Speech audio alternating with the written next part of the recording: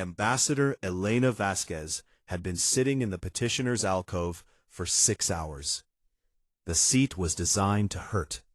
Not obviously, not in any way she could complain about, but the angle forced her to look upward at the 12 council platforms, each one higher than the last, arranged at a spiral that made supplicants feel exactly as small as they were meant to feel. She shifted her weight. The chair didn't shift with her. 11,000 years. That's how long the Galactic Concord had existed. 11,000 years of treaties, statutes, and very careful arrangements about who mattered and who didn't.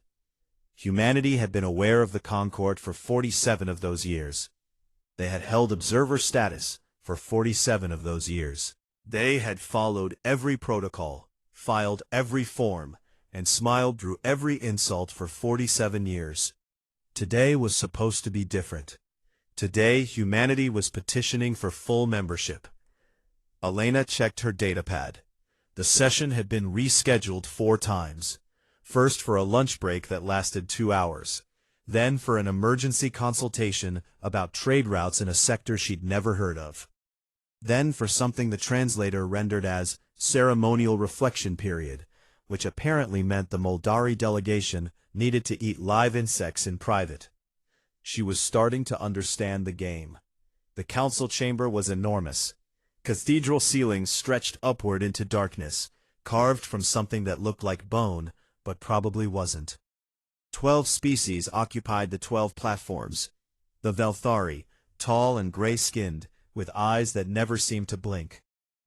The Moldari, insectoid and ancient, clicking softly to themselves in frequencies humans couldn't quite hear.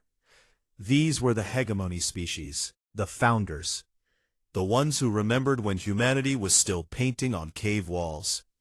To them, Elena was a clerical error, a species that had achieved faster-than-light travel through accident rather than proper scientific progression. A blind jump that shouldn't have worked. A fluke. Flukes didn't get seats at the table. The council will now hear the petition from the Sol System delegation. Elena stood. Her legs had gone numb from the chair, but she didn't let it show. Honored councilors, she began. On behalf of the United Earth government, I am pleased to present humanity's formal application for. We have reviewed Earth's petition. The interruption came from Councillor Tethvarin of the Velthari. His voice was flat, bored. He hadn't even let her finish her third sentence.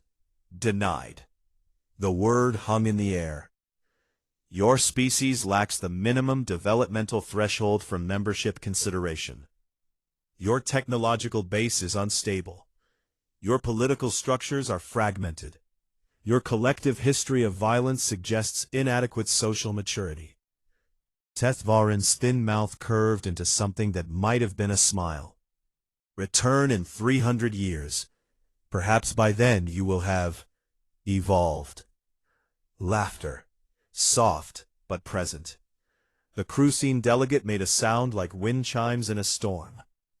The Moldari clicked in what Elena had learned to recognize as amusement. 300 years. As if they were asking her to come back next Tuesday. Elena didn't move, didn't react, didn't give them the satisfaction of seeing her flinch. She thought about her grandmother, Maria Vasquez, who had cleaned office buildings for 40 years so her children could go to college. Who had smiled at every boss who talked down to her, taken every insult, swallowed every humiliation. And who had told Elena, the night before she left for the academy, "Let them underestimate you. It's the only gift they'll ever give." Elena smiled. Then I need to inform the council of the Kareth incident. The chamber went silent. Not quiet. Silent. The kind of silence that has weight. Councillor Tethvarin's expression didn't change, but something behind his eyes did. The Moldari ambassador stopped clicking. The Rathani delegate, an avian species with feathers like spun copper, went very, very still. "I'm sorry," Tethvarin said, and for the first time, his voice had something other than boredom in it. "The what?" "The Kareth incident." Elena opened her datapad. Her hands were steady. 17 hours ago, the Kareth Dominion fleet crossed into Sol system. They're currently holding position near Jupiter. Movement on the platforms. Counselors leaning toward aides. Translators flickering as they struggle to keep up with a dozen simultaneous conversations. The Kareth. Elena had done her research. Everyone in the diplomatic corps had done their research. Because the Kareth were the monster under the bed that no one in the Concord wanted to talk about. A predator species. Ancient. Hungry. They didn't conquer worlds, they harvested them. Populations taken as livestock. Civilizations stripped for resources. Entire species reduced to footnotes in someone else's history. And the Concord's solution? Containment treaties. Careful agreements about who the Kareth could hunt and who they couldn't. A protection racket dressed up in legal language. This is unprecedented, Tethvarin said. His composure had cracked, just slightly, just enough. The Kareth have not violated Concord space in. Sol system isn't Concord space. Elena kept her voice pleasant, almost friendly. You made that very clear. We're not a member species. We have no standing, no protection. She looked around the chamber. 11,000 years of civilization, and not one of these ancient species would meet her eyes. So, I'm curious, Counselor. When exactly were you planning to tell us about the Kareth? Before or after they started harvesting Earth? Silence. The Rathani ambassador looked physically ill. Her feathers had flattened against her skull in what Elena's cultural briefings identified as extreme distress. At least one species in this room had a conscience. One wasn't enough. The Concord cannot intervene in conflicts involving non-member species. Tethvarin had recovered his composure. His voice was cold again, official. This is statute. This is law. If humanity had achieved membership status, of course we would be obligated to... To what? Elena let the question hang. To protect us? To honor your treaties? To enforce your precious laws? She stepped forward. The petitioner's alcove had rails designed to keep supplicants in their place. She ignored them. 47 years. We've been knocking on your door for 47 years, and every single time you found a reason to say no. Not ready, not mature, come back later. She laughed, and it wasn't a pleasant sound. We were never going to be ready, were we? Because protected species can't be harvested, and somebody needed to feed the Kareth. The accusation landed like a physical blow. Several counselors flinched. The Moldari ambassador's clicking became rapid, almost frantic. That is a serious allegation, Tethvarin said. You have no evidence. I have 47 warships sitting next to Jupiter. I have a predator fleet that somehow knew exactly where to find us. Exactly when our petition would be denied. Exactly how long we'd be standing here with our hands out while they moved into position. Elena's smile was gone now. That's not bad luck, Counselor. That's scheduling.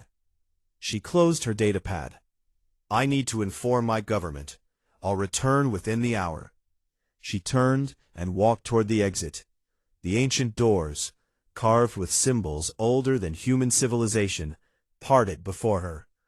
Behind her, the council erupted into chaos. Elena didn't look back. She had a war to prepare for. Elena made it 17 steps down the corridor before Ambassador Ketheril caught up with her. The Rathani moved like all her species did. Quick, darting motions that made humans think of hummingbirds. Her copper feathers were still flat against her skull. Distress. Fear. Something else Elena couldn't name. Ambassador Vasquez, please, wait. Elena stopped. She didn't turn around. You need to understand, Ketheril said. Her translator gave her voice a musical quality that didn't match the tension in her body. The Council, they are not evil. They are simply old. Old species think in centuries. They see patterns where younger minds see cruelty. Patterns. Elena turned now. Is that what we are? A pattern? Ketheril's beak clicked once. Shame, Elena's briefings had taught her. Or embarrassment, something close to both. The Kareth are ancient, older than the Concorde itself. When our founders first achieved interstellar travel, the Carith were already there, waiting, hungry. The Rathani's eyes, dark and liquid, darted toward the council chamber doors. There was a war. It lasted 4,000 years. 17 species were exterminated completely. 30 more were reduced to remnant populations. The founders won, eventually, but the cost. She trailed off. So they made a deal, Elena said. Containment treaties. The Carith get to hunt, just not anyone important, and you get to pretend you're civilized. It is more complex than— No, it isn't. Elena stepped closer. Ketheril flinched, but didn't retreat. You knew. Your council knew from the moment we made first contact that humanity was inside Carith hunting range. That's why our membership kept getting delayed. That's why there was always another form, another review, another 300 years. We were never supposed to join. We were supposed to be food. That was answer enough. Elena walked. The Concorde's diplomatic complex was a maze of corridors designed to impress and intimidate.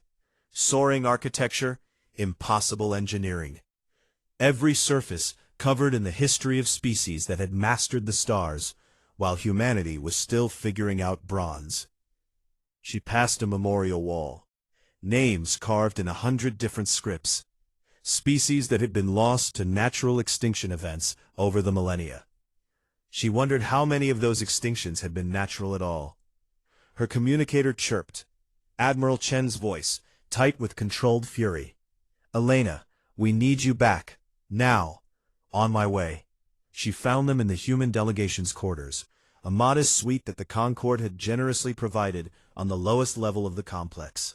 Admiral Chen Wei-Lin stood at the center of the room, surrounded by holographic displays showing Sol System in real time. The Carith fleet had moved. They were closer to Mars now. They're not attacking, Chen said without greeting. They're positioning. Standard Carith doctrine. Surround, isolate, then harvest. They want to cut off escape routes before they start. How long? 48 hours, maybe less. Chen's jaw was tight. We've moved everything we have into defensive formation around Earth and Luna. It won't be enough. Their fleet outguns us 3-1. Director Amara Okonkwo of Solcom Intelligence sat in the corner, her dark eyes fixed on a datapad. She hadn't looked up since Elena entered. The Council offered us protectorate status, Elena said. Chen's expression shifted. Hope flickered there, brief and desperate. And we would cede military authority. Our fleet would be restructured. Certain population centers would need to be relocated to appease Carith territorial claims. Elena let the words sit. They're offering to let us survive. Most of us. The hope died. How generous, Chen said. His voice was quiet, dangerous. There's more. Director Okonkwo finally looked up from her datapad. I've been reviewing the Concorde's historical records, the ones they don't advertise to observer species. She stood and walked to the holographic display. With a gesture, she replaced Sol System with a star map spanning thousands of light years. 17 species accepted protectorate status with the Concorde over the past 6,000 years. Do you know how many of those species still exist as independent civilizations? Elena waited. 0. The word hung in the air. The pattern is consistent, Okonkwo continued. First comes the crisis, a threat they can't handle alone. The Concorde offers protection. The species accepts. Military authority is transferred. Populations are relocated for safety. And then, over the next few centuries, the protected species just fades. Absorbed into the hegemony's labor pools. Breeding populations managed for genetic optimization. Cultural practices deemed inefficient, quietly eliminated. She turned to face Elena and Chen. Protectorate status isn't protection. It's slow extinction with better marketing. Silence filled the room. Elena thought about Earth. 8 billion people going about their lives, unaware that ancient powers had already decided their fate. Children being born right now who would grow up as livestock if the Concorde had its way. Her sister in Sao Paulo, pregnant with her first child. Her father in his nursing home in Arizona, still sharp enough to know what was happening, but too old to do anything about it. She thought about 47 years of patience, 47 years of smiling and nodding and playing by rules that were never meant to include humanity in the first place. She thought about her grandmother's words, "Let them underestimate you." "Chen," she said, "what's the status of Project Prometheus?" The Admiral's eyes widened. Elena, that was supposed to be a last resort. A deterrent we never planned to actually... What's the status? Chen exchanged a glance with Okonkwo. Something passed between them. An understanding. "Fully operational," he said. "Has been for 11 years. The Council has no idea it exists." Elena nodded. 47 years. Humanity had been watching, learning, and preparing for 47 years.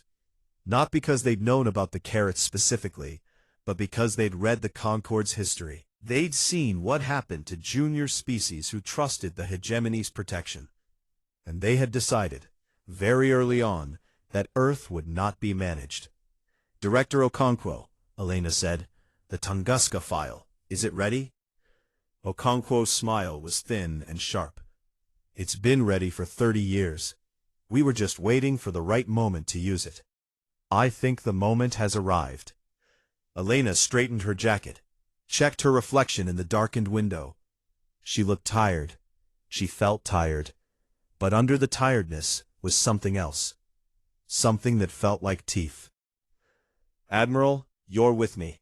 Director, bring me chip." She turned toward the door. "We're going back to the Council chamber." "Elena," Chen's voice stopped her. "What exactly are you planning?" She looked back at him, at Okonkwo. At the holographic display showing Kareth warships closing on the world she'd sworn to protect. "I'm planning to remind the galaxy why you don't corner a human." She opened the door. The Council chamber fell silent when Elena walked back in. She wasn't alone this time. Admiral Chen Weilin walked on her left, his military dress uniform crisp and dark against the bone-colored walls. Director Amara Okonkwo walked on her right, carrying a single data chip in her palm, like it weighed more than worlds. Elena didn't return to the petitioner's alcove. She walked past it, past the barriers designed to keep supplicants in their place. She stopped in the center of the chamber floor, directly beneath the spiral of council platforms, and looked up. "The human delegation requests immediate attention." Councillor Tethvarin's gray face twisted with something between annoyance and disbelief. "You were told. Humanity formally declines protectorate status." The words cut through the chamber like a blade. "We instead invoke Article 7 of the Founding Charter." Elena's voice carried to every platform, every corner, every hidden alcove where aides and observers were pretending not to exist. The right of any sovereign species to defend its territory by any means necessary, and to hold accountable any party complicit in acts of aggression against it. Chaos. The chamber erupted. 12 species talking over each other. Translators struggling to keep up. The Moldari ambassador's clicking rose to a pitch that made Elena's teeth ache. "Order!" Tethvarin's voice boomed across the noise. The other counselors fell quiet, but the silence was fragile, waiting to shatter. "You cannot invoke Article 7. You are not a member species. You have no standing in this chamber." "Actually," Director Okonkwo said, stepping forward, "we do."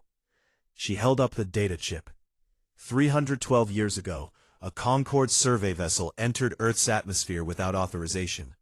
It crashed in a remote region of Siberia. Your records call it a technical malfunction. Human records call it the Tunguska event.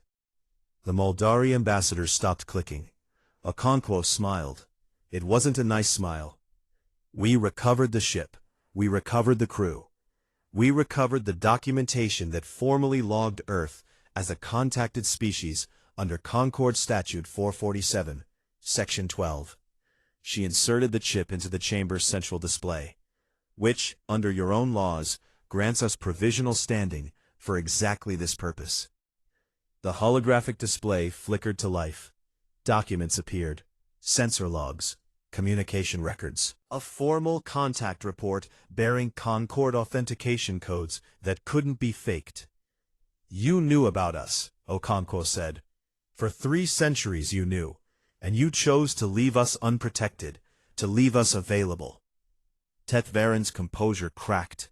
For a moment, just a moment, Elena saw something real behind his ancient eyes. Fear. This changes nothing, he said, but his voice had lost its certainty. You are one species, one system. The Karath have subjugated dozens of civilizations. Your military capacity is what, Counselor? Admiral Chen spoke for the first time. His voice was quiet, calm. The calm of deep water before the current pulls you under. Please, tell us about our military capacity. Tethvaren's thin mouth pressed into a line. Primitive. Your fleet is barely capable of in-system patrol. You have no experience with interstellar warfare, no proper weapons platforms. No. And then, we have 47 years, Elena said. The chamber went still. 47 years of observer status, 47 years of watching your council make decisions. 47 years of reading your histories, studying your wars, learning everything you were willing to show us. She paused. And everything you weren't. She turned to face the full council. 12 platforms, 12 species, 11,000 years of carefully managed power. Do you know what humans do when they're afraid, Counselor? When they see a threat coming that they can't talk their way out of? Silence. They prepare. Admiral Chen activated his wrist display. A new hologram appeared beside the Tunguska documents. Sol system, rendered in perfect detail. The Karath fleet, 47 warships strong, holding position near Mars. And something else. Moving outward from Earth's orbit. A constellation of signatures that grew larger with each passing second. 147 vessels, Chen said. 23 capital ships, 64 heavy cruisers, 40 strike carriers, and some things we don't have names for yet, because we built them for situations exactly like this one. The Crucine delegate made a sound like shattering glass. The Rithani ambassador's feathers rose in what Elena's briefings identified as shock. That's impossible, Tethvaren said. Your industrial capacity, your resource base, we would have detected. You detected what we wanted you to detect. Elena's voice was hard now. No more diplomacy, no more patience. A primitive species stumbling toward the stars, barely capable of defending ourselves, grateful for whatever scraps the Concord threw our way. She stepped closer to his platform. You saw what you expected to see. Because in 11,000 years, that's all you've ever had to see. Junior species bowing. Supplicants begging. No one has told you no in so long that you forgot it was possible. She let that land. So let me be clear, Counselor. Humanity is officially requesting that the Concord enforce its containment treaties and remove the Karath fleet from our system. She paused. If you decline, you are announcing that your treaties are meaningless, that your laws are theater, that your protection is a lie you tell to keep smaller species in line. Tethvaren's eyes narrowed. And if we decline, what then? You'll fight the Karath alone? You'll die heroically and accomplish nothing? Elena smiled. If your protection is theater, then we don't need your protection, or your laws, or your rules about what weapons are permitted and what responses are proportionate. She let the smile fade. Project Prometheus isn't just a defensive fleet, Counselor. And that doctrine says, when something threatens human survival, we don't just defeat it, we end it, completely, permanently, so that nothing ever threatens us that way again. She could feel the tension in the chamber. The ancient species, so used to being the powers that shape the galaxy, suddenly realizing that something had changed, that the rules they'd built over millennia might not apply anymore. So, will the Concord honor its charter? Silence. 10 seconds. 20. 30. Tethvaren's face was stone. The other counselors looked to him, waiting, hoping he had an answer that would make this problem go away. He didn't. The Concord, he said, and each word sounded like it was being pulled from him by force, does not intervene in conflicts involving non-member species. This is statute. This is law. She'd expected nothing else. Then the war begins now. She let those words fill the chamber, not just with the Kareth. The Moldari ambassador's clicking stopped entirely. With anyone who designated us acceptable losses, with anyone who looked at 8 billion people and saw food for their monsters, with anyone who decided that humanity's extinction was a reasonable price for their comfort. She turned to Admiral Chen. "Admiral, you may begin." Chen spoke into his communicator. 3 words, quiet, final. "Prometheus is green." The holographic display updated. The human fleet began to move. Not toward the Kareth. Outward. "Where?" Tethvaren's voice cracked. "Where are your ships going?" Eleda gathered her datapad, straightened her jacket, turned toward the exit. The Kareth homeworld is 17 days away at maximum burn. Their colony worlds are closer. "You wanted us to handle our own problems, Counselor. That's exactly what we're going to do." "You can't," Tethvaren said. "This violates every principle of—" "Of what? Your laws?" Elena's laugh was short and sharp. "You just told me your laws don't apply to us. We're not a member species, remember?" She pushed open the ancient doors. "Enjoy your statutes, Counselor. We'll be busy." The doors closed behind her, and the galaxy would never be the same. 16 light-years from Earth, Commander Vreth Kai of the Kareth Dominion stood on the bridge of her flagship and smiled. The expression looked wrong on a Kareth face. Too many teeth, arranged in ways that made lesser species flinch. But Vreth Kai was pleased. The humans had been isolated. Their pathetic fleet had gathered around their homeworld, like frightened animals clustering for warmth. The Council had confirmed what she already knew. No help was coming. The harvest would begin within the hour. "Commander." Her tactical officer's voice was sharp. "Unknown contacts, bearing 275, multiple signatures." Vreth Kai turned.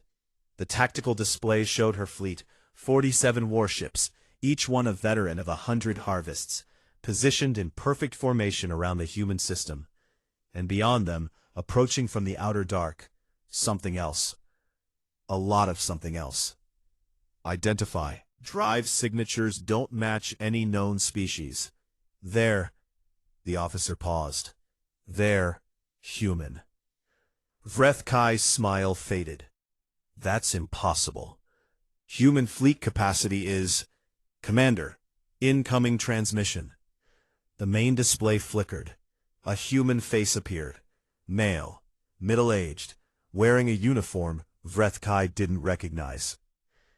"This is Admiral Chen Wei-Lin of the United Earth Defense Coalition. You have 4 hours to withdraw your fleet beyond the heliopause." His voice was calm, almost pleasant. "This will be your only warning." Vreth Kai laughed. The sound echoed across her bridge, a harsh, clicking noise that made her crew straighten with pride. The Kareth had harvested 100 species. They had broken civilizations that had existed for millennia. And this human, this representative of a species that had barely mastered fire when the Kareth were already ruling the stars, thought he could threaten her? "Human Admiral," she said, "you are brave. I respect bravery. When we harvest your world, I will make sure your death is quick." She cut the transmission. "All ships, begin approach. Standard harvest formation." Her fleet moved. For approximately 7 minutes, everything went according to plan. Then, the humans opened fire. The first thing Vreth Kai noticed was that her shields were failing. Not from overwhelming force, from precision. The human weapons weren't hitting her ships randomly. They were hitting specific systems, shield generators, communication arrays, engine couplings.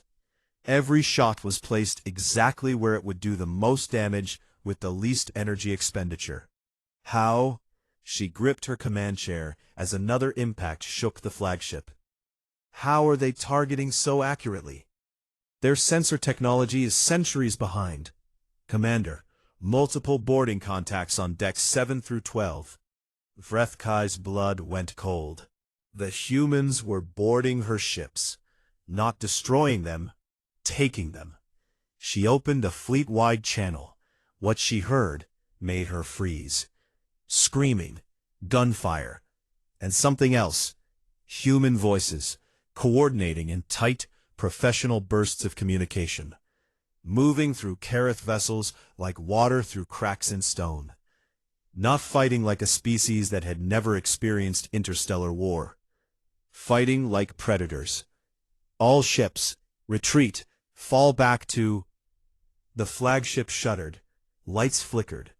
When they stabilized, Vrethkai found herself staring at a human soldier standing in the entrance to her bridge. The soldier was female, small by Kareth's standards. Her armor was scarred and practical, designed for function rather than intimidation. She held a weapon Vrethkai didn't recognize, something that hummed with barely contained energy. Behind her, more humans, a full squad, moving through the bridge with terrifying efficiency, securing exits and neutralizing Vrethkai's crew with non-lethal precision. Commander Vrethkai. The soldier's voice was flat, professional. I'm Lieutenant Commander Sarah Chen of the UEDC Marine Corps. You are under arrest for crimes against humanity. Your vessel is now under our control. Vrethkai snarled. You think this changes anything? The Dominion has 6 colony worlds, 100,000 warships. You have won a single battle. We will return with... No, Lieutenant Commander Chen said. You won't. She gestured, and a tactical display appeared between them. The image showed Kareth space, 6 colony worlds marked in red. Then more markers appeared. Human markers. Blue points of light, moving along 17 different trajectories. Our stealth fleet entered Kareth space 8 days ago. They've been in position for 3 days, waiting for the signal.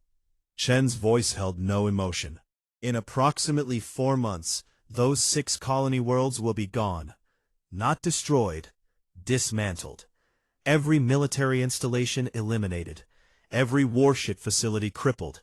Every supply chain severed. Vrethkai stared at the display, at the scope of what the humans had prepared, at the realization that this wasn't a defensive action. This was an extinction campaign. You can't, she whispered. The Concord, the treaties. The Concord told us to handle our own problems. Chen's expression didn't change. That's what we're doing. 4 months later, Counselor Tethvarin stood in the same council chamber where Elena Vasquez had issued her ultimatum, and listened to intelligence reports that made his gray skin go pale. The Kareth Dominion no longer existed. Not destroyed exactly. The humans had been precise about that. They hadn't exterminated the Kareth species. That would have been genocide, and humanity had apparently decided that genocide was bad optics. Instead, they had dismantled the Dominion's ability to function as an interstellar power. Every shipyard, demolished. Every military academy, shut down. Every colony reduced to agricultural self-sufficiency with no capacity for expansion. The Kareth population, nearly 1 trillion beings, had been scattered across a dozen refugee flotillas, stripped of weapons, begging the Concord for humanitarian aid. In 4 months, humanity had done what the Concord had failed to accomplish in 11,000 years. They had ended the Kareth threat, permanently. The human methodology was, the intelligence officer paused, searching for words. Unprecedented. They targeted leadership structures first, communication networks second. then industrial capacity. By the time the Kerith understood what was happening, they had already lost the ability to coordinate a response. Casualties? Tethvaren's voice was hoarse, minimal, on both sides. The officer's confusion was evident. The humans appeared to have prioritized forcing surrender over destruction. They boarded vessels rather than destroying them, captured installations rather than bombing them. They wanted prisoners, Counselor. Witnesses. Tethvaren understood. The humans hadn't just defeated the Kerith. They had demonstrated, in the most public way possible, what happened to species that threatened human survival. The message wasn't meant for the Kerith. It was meant for the Council. There's more, the officer said. We've intercepted human communications. Admiral Chen has issued what they're calling the Prometheus Doctrine. It's a formal military policy. What does it say? In summary, any act of aggression against human territory will be met with disproportionate response. Any threat to human survival will be eliminated completely, and any party complicit in such threats, through action or inaction, will be held equally accountable. Silence filled the chamber. 11,000 years. The Concord had ruled this galaxy for 11,000 years, and they had done it by being the biggest, the oldest, the most powerful. By making sure that no junior species could ever challenge their authority. And now, in less than half a century, humanity had rewritten the rules. What do we do? The Crucian delegate's voice was barely a whisper. If they turn that fleet against us? They won't, Tethvaren said. But his voice held no certainty, because for the first time in millennia, the Concord didn't know what came next, and somewhere in Sol system, Ambassador Elena Vasquez was preparing to tell them. The petitioner's alcove was empty when Elena returned to the council chamber. She didn't sit in it. She walked past it without a glance, just as she had 4 months ago. But this time, no one tried to stop her. No one suggested she wait in her designated place. No one reminded her of proper protocol. The 12 council platforms were full, every seat occupied, every aide present, every observer alcove packed with representatives from species Elena had never seen before. Junior civilizations, protectorates, client states, all watching, all waiting. Elena stopped in the center of the chamber floor. Honored counselors, she said, thank you for making time in your schedule. No one laughed. 4 months ago, that line would have drawn polite mockery. Now it drew silence. The heavy, careful silence of powerful beings who had just discovered they might not be as powerful as they thought. His voice was controlled, but Elena had learned to read Velthari body language over the past 5 decades. The slight tension in his shoulders, the way his fingers gripped the edge of his platform. He was afraid. Good. Ambassador Vasquez, the Council has reviewed the events in Kerith space. We have concerns. I'm sure you do. Your actions were excessive. The complete dismantling of the Kerith Dominion, the displacement of nearly 1 trillion beings, this goes far beyond proportionate response. This is what happens when you leave us no other option. Elena's voice was calm, almost gentle. That made it worse. For 47 years, we knocked on your door. We followed your rules. We filed your paperwork. We smiled when you laughed at us and nodded when you called us primitives. And the whole time, you knew. You knew we were marked for harvest. You knew the Kerith were coming. And you let it happen because our deaths were convenient for you. She looked around the chamber. 11,000 years of civilization, staring down at her from their elevated platforms. So yes, Counselor, we were excessive. We were disproportionate. We were everything you told us civilized species aren't supposed to be. She paused. And we will be all of those things again, to anyone who puts us in that position. That's not a threat. That's just information. Tethvaren's jaw tightened. The Council cannot accept. The Council doesn't have to accept anything. Elena reached into her jacket and pulled out a single data chip. Humanity is not requesting membership anymore. We're notifying you of our status as a sovereign interstellar power, operating under our own laws and our own treaties. She placed the chip on the central display podium. The holographic projector activated automatically, filling the chamber with text. This is the Earth's Sovereignty Charter.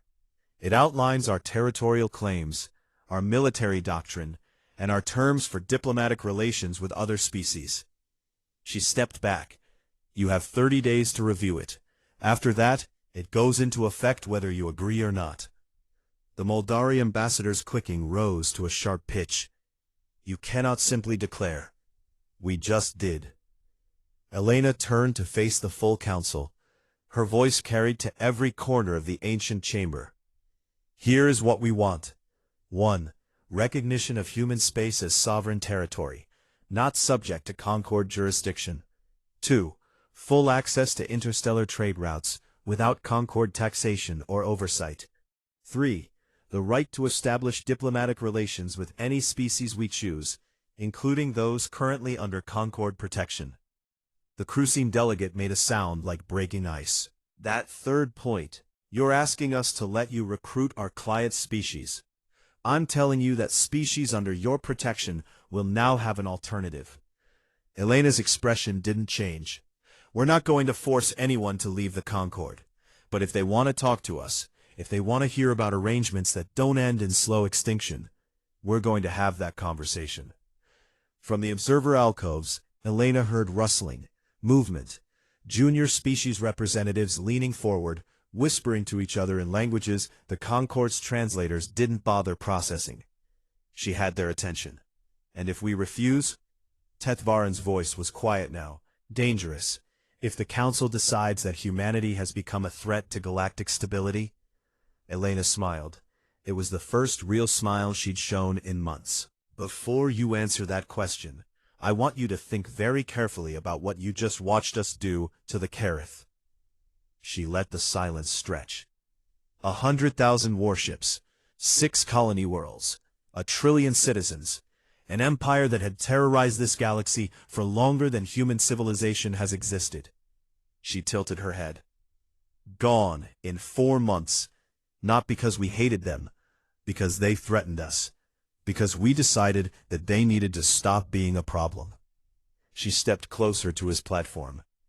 Now imagine what we would do to someone who had already betrayed us once, who had already proven they were willing to sacrifice us for their own comfort, who we already knew couldn't be trusted. Tethvaren said nothing.